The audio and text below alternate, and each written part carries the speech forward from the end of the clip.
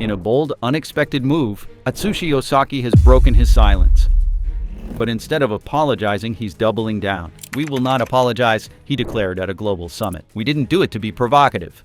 We did it because it worked, and because it was right." As outrage swirls over Subaru's decades-long legacy, the company isn't backing down. It's digging in. Why now? What's really at stake? And could this defiance save Subaru or destroy it? This is the brand war no one saw coming. What's happening?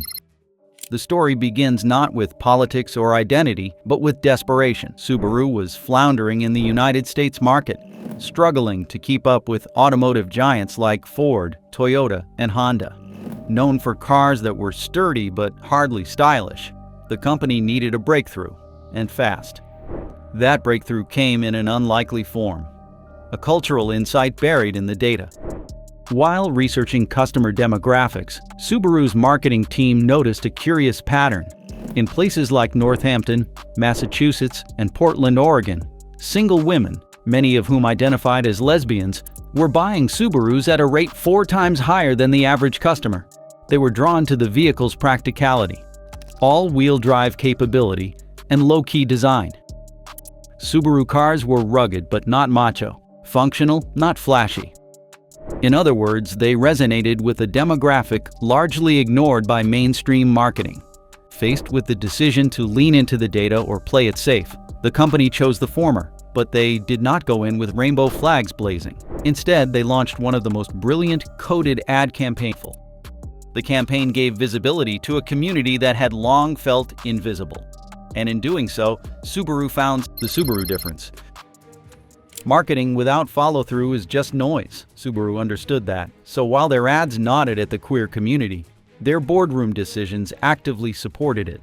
The company was one of the first automakers to offer domestic partnership benefits to same-sex couples working at Subaru. It was also among the earliest sponsors of the Rainbow Card, a credit card that donated to LGBTQIA+ causes with every purchase. These moves weren't performative, they were practical. The automaker wasn't waving a flag to appear virtuous. They were building relationships, and customers responded. Loyalty metrics soared, brand satisfaction rose. Most importantly, the niche market they targeted stuck around for the long haul. For years, surveys of LGBTQIA+ consumers consistently ranked Subaru as the most gay-friendly automaker, even ahead of bigger brands like Ford and Volkswagen.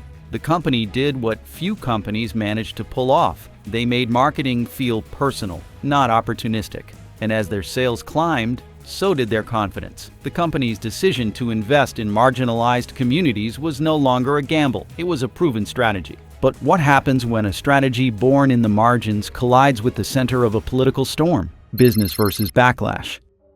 Subaru's inclusive legacy, once hailed as brave and forward-thinking, is now under fire. In an age where even rainbow-colored packaging can trigger boycotts, the same values that once elevated Subaru now make it a target. The car that once stood as a beacon for invisible communities is now being dragged into the center of America's culture wars. The backlash has been swift and vocal. Social media influencers, right-wing pundits, and boycott-driven campaigns have labeled Subaru as yet another woke corporation. Some accuse the company of prioritizing politics over product. Others argue that Subaru's continued support for queer causes is outdated pandering in a more skeptical world. Yet for every critic, there is a customer standing firm, many of whom still remember when Subaru's ads were the only ones that acknowledged them. The brand has always thrived on authenticity, appealing to drivers who value connection over flash and substance over trend. But in today's media landscape, where controversy drives clicks and even sincerity can be spun into spectacle, that very authenticity has become a risk. Now, the automaker must find a way to remain true to its core identity, while steering through an increasingly polarized and performative marketplace.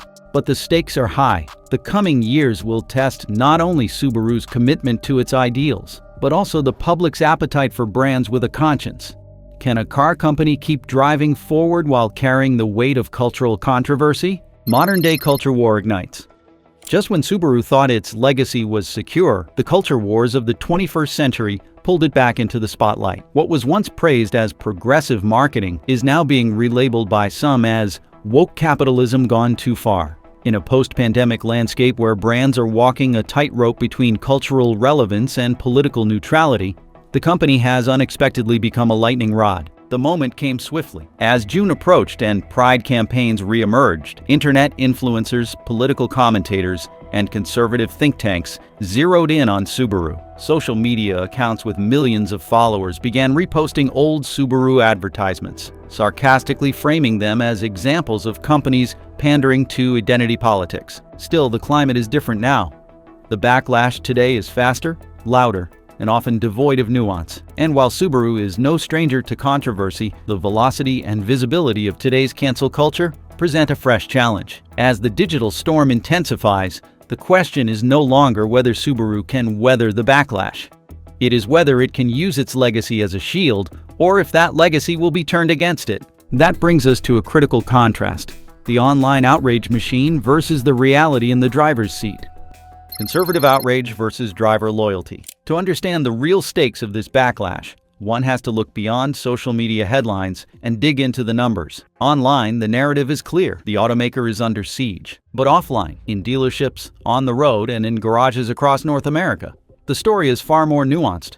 Sales reports from the past 2 years show that Subaru's market share has held steady, even in regions where backlash would presumably be the strongest. In fact, models like the Outback and Forester continue to dominate in states like Colorado, Vermont, and Oregon, places with both strong LGBTQIA+ visibility and deeply loyal customer bases. Moreover, brand satisfaction surveys still place Subaru among the top 10 automakers in North America for owner loyalty. Why does this matter? Because it reveals the disconnect between noise and numbers. While boycott campaigns dominate the headlines, many of Subaru's core customers are not swayed by the outrage. They value reliability, safety, and authenticity, qualities that cannot be canceled with a trending hashtag. And then there is the demographic shift. Younger buyers, especially those from Gen Z and millennials, have grown up with brands that align themselves with causes. To these consumers, a company like Subaru that has consistently backed the LGBTQIA+ community does not come off as woke. It comes off as consistent. In fact, for some, that history is not just a bonus. It is a reason to buy. Subaru knows this. Their leadership team has long recognized that loyalty is not built overnight, and it is not broken by a single news cycle either. So while the pundits rage and the hashtags circulate, the company is quietly tracking what matters most: the decisions made at the dealership, not the drama online. Still, this balance between cultural signaling and customer satisfaction is not easy to maintain. Inside Subaru, the pressure is rising, and not just from the outside. Internal debates, external pressures. Behind closed doors, Subaru's executive teams are facing some of the most difficult conversations in the company's history. Not everyone within the organization agrees on how visible the company's LGBTQIA+ support should be in today's political climate. Some argue that toning down messaging, even temporarily, might help defuse the controversy. Others insist that retreating would be a betrayal of everything the automaker stands for. This internal tension is not unique to Subaru. In recent years, companies across all sectors have been forced to reevaluate their marketing, human resources policies, and public image strategies. But for Subaru, whose brand equity is so closely tied to its past acts of courage, the stakes feel higher. Every decision now carries both moral and financial weight. Then there are the external forces. Shareholders want growth. Dealers want clear guidance. Marketing departments are under intense scrutiny. Add to that the constant barrage of media inquiries and public pressure, and the result is a leadership team walking on a razor's edge. Which leads to the question that is on everyone's mind: can the company continue to hold the line in a political climate that punishes principles? Can Subaru hold the line? In the long view of corporate history, few brands have faced as unique a test of integrity as Subaru does today. It is not merely a question of advertising, it is a test of endurance. Can a company stay true to its values, even as those values become political targets? Can it balance purpose and profit in a world where both are increasingly at odds? Subaru's playbook is not reactionary. It is relational. Every move it has made over the past 30 years has been about connection with drivers, with communities, and with employees. From offering partner benefits to sponsoring Pride events, Subaru's strategy was never about chasing trends. It was about building a future that reflected the values of its customers. Now that future is under siege. Political commentators are calling for economic penalties against ideologically captured corporations. Advocacy groups are tracking corporate donations and sponsorships with a microscope. Even state legislatures are introducing bills aimed at punishing companies that engage in what they consider cultural activism. Despite all of this, Subaru has not backed down. Their latest campaigns remain true to form: subtle, smart, and sincere. They still feature diverse families, outdoor lifestyles, and gentle nods to inclusion. They are not provocative, but they are unmistakably Subaru. Of course, the risks remain. One poorly timed commercial or misinterpreted slogan could reignite the firestorm, but the rewards of holding the line may be far greater. Long-term trust, generational loyalty, and a brand legacy that stands for something more than just horsepower and mileage. And Subaru's internal transformation was not only about customer loyalty, but about redefining the future of ethical branding itself. Subaru and the pink dollar debate. To truly understand the weight of Subaru's modern controversy, we need to dig deeper, not just into marketing, but into a concept critics and consumers alike have been wrestling with for years: pink capitalism. It refers to the monetization of LGBTQIA+ identity for corporate gain. Think rainbow logos during Pride Month, but no follow-through the rest of the year. It is performative, it is transactional, and it is everywhere. So why hasn't Subaru, a brand long associated with queer marketing, fallen into this trap? The answer lies in sincerity and timing. Subaru wasn't chasing trends in the 1990s when it quietly began marketing to lesbians. Back then, there was no wave of corporate virtue signaling to ride. There were no rainbow-colored sneakers from every major apparel brand. In fact, there were bomb threats against companies that even hinted at gay inclusion. When Subaru ran coded ads featuring cheeky license plates like Xena LVR or P-Town, they were not chasing clout, they were taking a risk. And yet, this was still capitalism. The company was absolutely looking to sell cars, but what separates their campaign from the hollow rainbow washing scene today is that they did more than signal. They showed up. Subaru didn't just market to lesbians. They hired gay and lesbian ad agencies. They offered domestic partner benefits to employees long before it was common. They donated to HIV/AIDS research, backed the Rainbow Card program, and put real money behind queer causes. In the world of pink capitalism, that kind of consistency is rare. Most companies are still being called out for treating Pride like a seasonal sale. Subaru, however, is one of the few whose legacy feels earned. And it is that earned trust that's being put to the test now. Because if the pink dollar once propelled them forward, critics are now asking, will it be the same thing that drags them back? Which leads to a much broader, more urgent question. What does authenticity even mean in queer marketing today? Subaru, for its part, understood the value of subtlety and consistency early on. Their messaging was never loud. It was coded, clever, and meaningful to those who knew what to look for. That intimacy, that inside joke shared between the brand and its audience, built something stronger than temporary buzz. It built trust, yet even gold standards are being tested. Social media does not wait for annual reviews or press releases. The bar is higher than ever, and the audience is more vocal. And this brings us to a key shift in the power dynamic. The queer consumer is no longer just the target, they are now the watchdog. Consumer strikes back. There was a time when queer consumers were grateful just to be acknowledged. That time is long gone. Today, LGBTQIA+ audiences are not just accepting or rejecting campaigns. They are actively shaping them. TikTok, Instagram, and X have become platforms of instant feedback, where a disingenuous ad can be shredded in minutes, and a tone-deaf campaign can spark a boycott overnight. Queer consumers are now cultural gatekeepers. And they're demanding more than surface-level inclusion. They want receipts. Where is your money going? Who sits on your board? What causes are you funding? Are you backing anti-LGBTQIA+ politicians while slapping rainbows on your packaging? The automaker has mostly avoided these pitfalls, but even they are not immune. Recent scrutiny over global supply chains and ethical sourcing has prompted tough questions about every automaker's practices. And while Subaru's LGBTQIA+ reputation remains solid, it is no longer enough to rely on legacy alone. relevance must be maintained.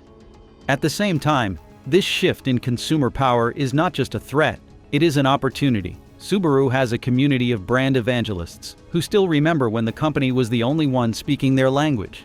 These customers are vocal, loyal, and ready to defend a brand that defends them. But they will not hesitate to hold Subaru accountable if the brand slips. That's the double-edged sword of modern queer marketing. And in this environment, accountability is not optional. It is expected. Marketing in the age of accountability. In the past, a failed marketing campaign might generate a few bad headlines. Today, it becomes a meme, a movement, and a full-scale crisis in hours. Welcome to the age of accountability, where every brand move is dissected, screen recorded, and archived. And where performative gestures are no longer tolerated, they are ridiculed. This is the climate Subaru operates in now. And so far, they have handled it with remarkable steadiness. The brand hasn't flooded the market with hollow pride campaigns. Instead, it has stuck to what it does best. Low-key, consistent support backed by action. From long-standing partnerships with LGBTQIA+ organizations to inclusive policies for its workforce, Subaru has doubled down on credibility over clout. But navigating this terrain requires more than just good intentions. It requires strategic foresight. Subaru's recent statements from CEO Atsushi Osaki suggest the brand is not simply defending its past, it is investing in its future. Osaki's comments were not reactive. They were preemptive, a clear signal that Subaru is watching the cultural landscape and choosing to plant its flag rather than back down. In doing so, Subaru sets a precedent, not just for automakers, but for all brands navigating the intersection of identity and capitalism. It is a reminder that authenticity must be more than a buzzword. It must be embedded in operations, upheld in leadership, and reinforced by action. Because in today's market, marketing is not just about selling, it is about standing for something. And in a world where silence can be seen as complicity, Subaru's voice, measured but firm, remains one worth listening to. Which begs the question, is Subaru building a blueprint for ethical marketing that others can follow? Or are they simply surviving in a space they helped create? Subaru's long game. When companies find themselves in the crosshairs of cultural controversy, many retreat. Subaru has done the opposite. As outrage rises and political scrutiny intensifies, Subaru is leaning into its long-term strategy, one designed not for headlines, but for generations to come. The playbook that helped them connect with overlooked communities in the 1990s is now being rewritten for the emerging drivers of the 2023s. Gen Z, environmentally conscious consumers, and an increasingly diverse global audience. At the heart of this strategy is an understanding that values-based branding is no longer optional. For Gen Z, the most ethnically diverse and socially progressive generation in American history, a company's stance on inclusion, sustainability, and transparency is not just relevant, it is essential. Subaru isn't merely surviving this culture war moment, it is preparing for what comes after. That preparation is visible across multiple fronts. From investing in electric vehicle development to reimagining digital storytelling that highlights real customers and their real lives, Subaru is quietly building a future-proof brand. In 2023, the company announced a major expansion of its EV lineup, including models co-developed with Toyota. Their messaging around these models doesn't center on horsepower or sleek curves. It centers on harmony with the environment and trust in the community. Subaru's advertising has evolved too, placing emphasis on shared values, emotional connection, and long-term loyalty rather than short-term spectacle. It is not about making the loudest statement. It is about building the deepest bond. The brand is not only asking what drivers want, they're asking what they believe in. That is the Subaru long game. And it is forcing the rest of the industry to pay attention. Who follows Subaru? As Subaru redefines what it means to be an automaker in a fractured cultural and political environment, the industry is watching and reacting. Some brands are cautiously dipping their toes into inclusive messaging. Others are sprinting in the opposite direction, fearing backlash. But whether they emulate or avoid Subaru's example, all of them are responding to it. Take Ford, for example. After years of centering its brand around rugged Americana, the company has begun quietly introducing broader representations in its marketing. Chevrolet has experimented with inclusive ad campaigns, though often with mixed results.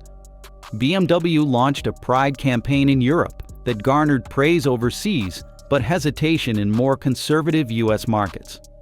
These brands are attempting to balance authenticity with public perception, something Subaru managed to do decades ago. Then there are the copycats. Some automakers have launched LGBTQIA+ marketing efforts with flashy slogans and surface-level representation. But those campaigns often falter because they lack the deep-rooted credibility Subaru has spent decades building. Consumers notice the difference between a Pride logo once a year and year-round partnership with marginalized communities. Other companies, worried about being labeled woke, have chosen silence. But silence is its own message. In an era where transparency is paramount and brand values are under the microscope, doing nothing can speak louder than any campaign. Subaru's sustained success sends a clear signal. Authenticity wins in the long run. Brands that invest in relationships, not just impressions, build resilience. And as the market becomes more values-driven, companies that fail to adapt may find themselves left behind. Not by politics, but by consumers. Which brings us to Subaru's most unique asset, its story. From legacy to legend. Subaru's story is not just about cars. It is about people. It is about listening when others ignored. It is about being early when others hesitated. It is about standing firm when others folded. And that story, built over 3 decades, is now one of the most compelling brand narratives in automotive history. What began as a practical decision to target niche markets has evolved into a cultural legacy. Subaru is not merely tolerated by its LGBTQIA+ customers. It is loved. That emotional connection is rare in the auto world, and it's why memes like Les Baru exist not as punchlines, but as points of pride. In an age when consumers are skeptical of corporate intentions, Subaru's history gives it something priceless: credibility. When Subaru supports queer athletes, it does so with a track record. When it launches inclusive ad campaigns, they do not feel opportunistic. They feel earned. And in today's marketing landscape, earned authenticity is the holy grail. This legacy also gives Subaru freedom. While other brands worry about first impressions, Subaru is building on 3 decades of trust. That trust gives them room to innovate, to take risks, and to expand their influence beyond the auto industry into broader conversations about identity, ethics, and equality. Subaru is not just responding to culture, it is helping shape it. Subaru's journey from survival to symbol is more than a business case. It is a case study in courage, and its most powerful lesson is this: what starts as a small gesture can become a generational identity. One act of recognition, followed by years of consistency, can echo far beyond marketing and into the hearts of millions. But as this identity clashes with political agendas, the stakes are growing. Culture wars and capitalism. Political commentators may dominate the airwaves, but it is everyday drivers who decide what brands succeed. In boardrooms, the tension between appeasing political pressures and honoring brand values is very real. But in living rooms and garages across the country, decisions are simpler. This company respect me. Do I trust them? Subaru has bet that trust, not tribalism, will define the future of business, and so far that bet is paying off. Even in the face of boycotts and online campaigns, the company has not only held the line, it has grown. It is thriving not in spite of its values, but because of them. And that brings us back to the intersection of capitalism and culture. In many ways, Subaru has redefined what it means to win. It is not just about profit margins or stock price, though Subaru has done well on both counts. It is about relevance, resonance, resilience. It is about being the brand that sees you when others don't. Politicians will keep shouting. The headlines will keep turning. But long after the outrage has faded, Subaru will still be on the road, driven by loyalty, powered by principle, and aimed toward a future that includes everyone. So what do you think? Is Subaru building a better brand or just navigating cultural chaos better than the rest? Drop your thoughts in the comments below.